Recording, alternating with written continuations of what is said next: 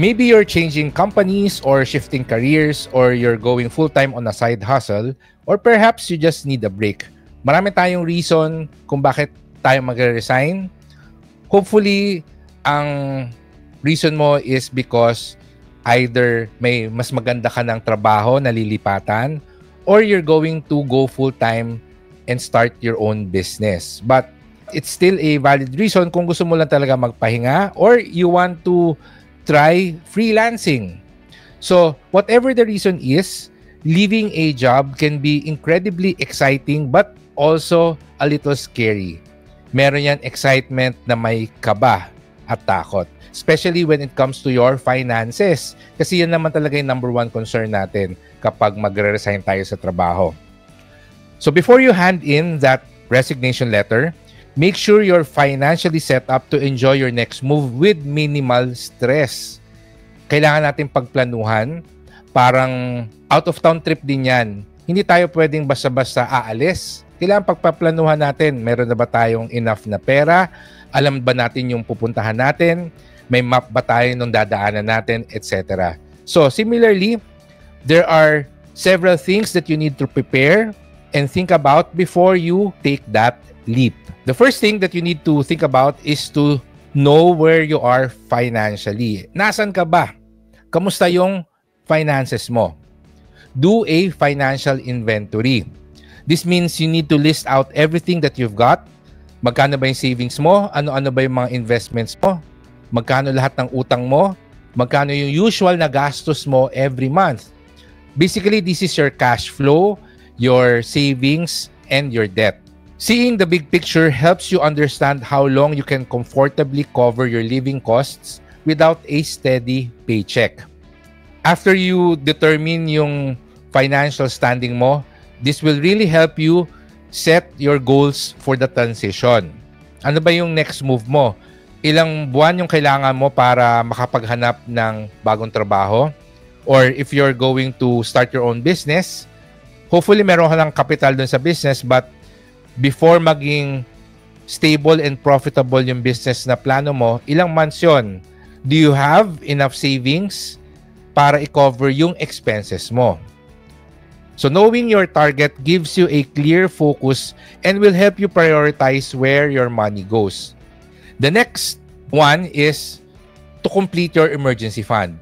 Kung wala ka pang emergency fund, kumpletuhin mo muna siya bago ka mag-resign. You really need to have this to avoid financial stress when you hand in your resignation letter.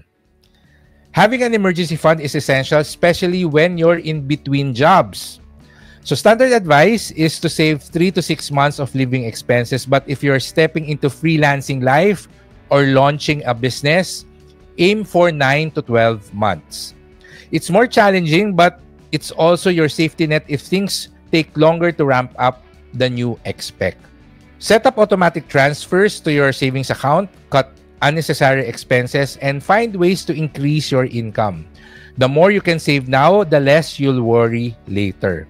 Kung magtatayo ka ng negosyo especially, or if you're going to go freelancing, it will take several months before mag-ramp up or kumita ng malaki dyan. What if bigla ka magkaroon ng personal emergency? Magkasakit ka, may masira sa bahay, may masirang appliance sa bahay. At least, meron kang funds para panggastos dun sa emergency expenses mo. Okay? Number 3 is to secure your HMO. Most financial emergencies are health-related. That's why I recommend really having an HMO or having short-term health insurance. If you're an employee, hindi mo na masyadong iniisip yan, hindi mo na problema yan kasi provided na ng company yan most of the time. Healthcare is expensive and if you quit your job, you will lose your employer-provided insurance. Yung inyong HMO, it allows you to go to the doctor for free consultation, may annual physical exam. If you get into an accident or go to the emergency room, merong coverage yan. But if you quit your job, mawawala lahat yon. So ano yung mga options mo? The first is to extend your current coverage. Pwede nyo tawagan yung current na HMO mo sabihin mo, bulungan mo lang,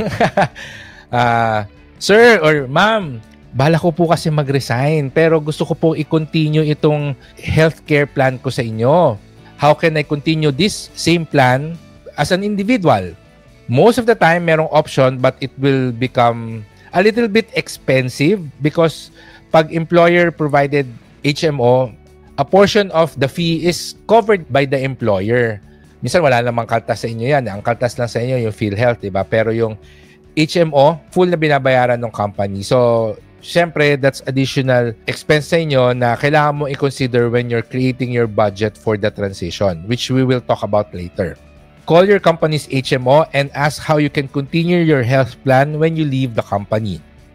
Alternatively, you can shop around on the health insurance marketplace or see if you can get added to a spouse or partner's plan. Marami na ngayong mga prepaid na health insurance or sabihin na natin na prepaid na health coverage, around 10,000 to 15,000 pesos a year. Merong parang annually consultation sa doctor. Of course, merong mga accident insurance, may mga ER coverage, etc. Medyo pricey yung mga yon as compared to getting like an annual plan with an HMO. But if things are tight, medyo may budget constraints ka, just consider ano ba yung pinaka-importante sa akin ngayon. For me, it would probably be ER coverage and accident insurance. Lalo na kung hindi ka naman sakitin at hindi mo naman kailangan magpa-consult sa doctor regularly. So at least yung accident and disability insurance at saka yung ER coverage, yun yung kunin mo. Definitely that will be much cheaper than getting a comprehensive annual health plan. Kung meron kang asawa or yung parents mo or anak mo ay nagtatrabaho sa isang company, tanungin ninyo kung pwedeng i-extend yung kanilang HMO sa company nila sa'yo. Kasi may mga family package yan na pwede sigurong i-extend sa first degree family member. So that will also help you minimize your expenses when it comes to healthcare. Number 4 that you need to consider is to continue your contributions. Just because you're quitting doesn't mean you should stop your government contributions. There are options to become a voluntary paying member of PhilHealth, Pag-ibig, and SSS. Para sa akin, okay na rin na meron tayong PhilHealth dahil may mga reimbursement benefits naman siya pag na-hospital tayo. And hindi naman siya ganun kalaki or kamahal. It's something that you will wish you had pag kailangan mo na siya. Pero habang meron ka at hindi mo siya nagagamit, feeling mo kasi sayang. Pero magpapasalamat ka na meron ka kapag bigla mo siyang kinailangan.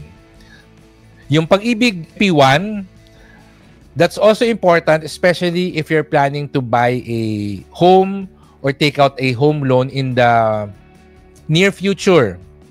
Kasi ang Pag-ibig naman, ang number one benefit niyan talaga is yung very affordable na home loan.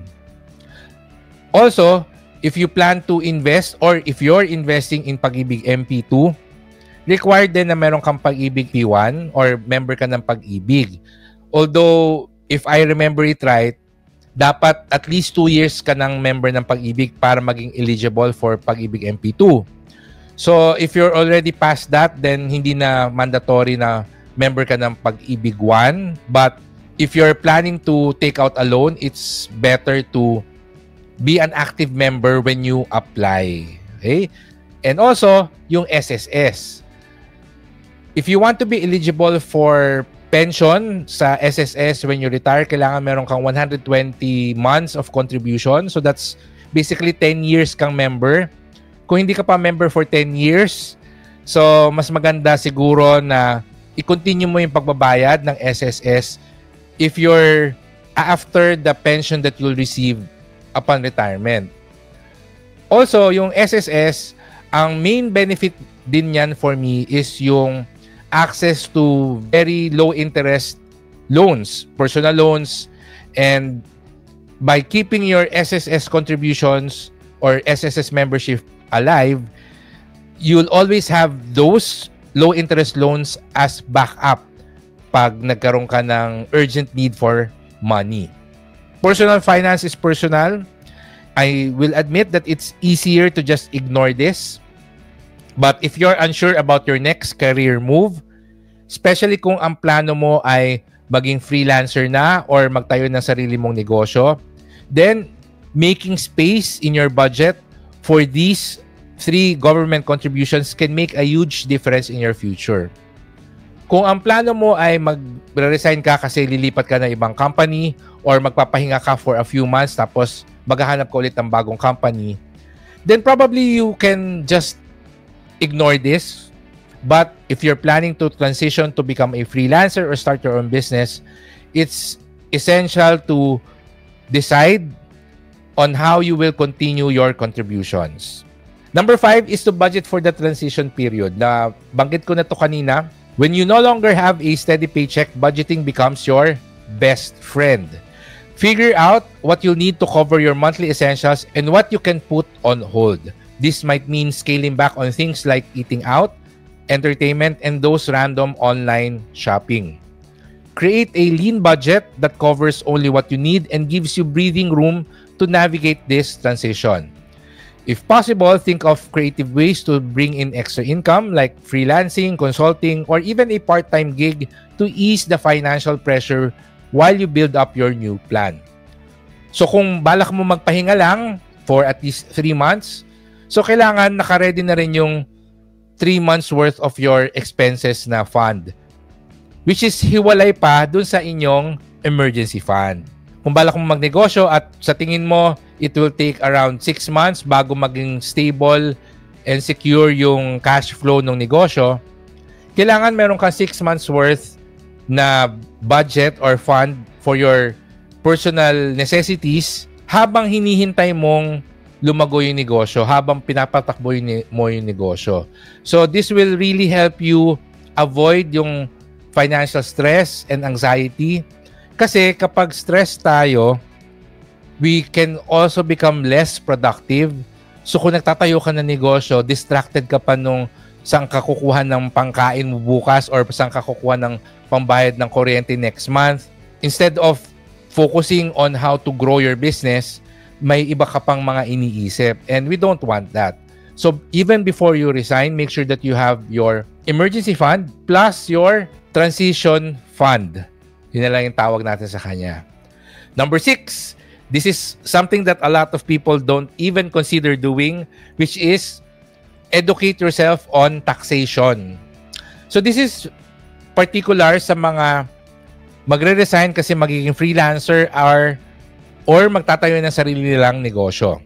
So taxes can be easy to forget about when you're moving from a traditional job to self-employment or freelancing or starting your own business.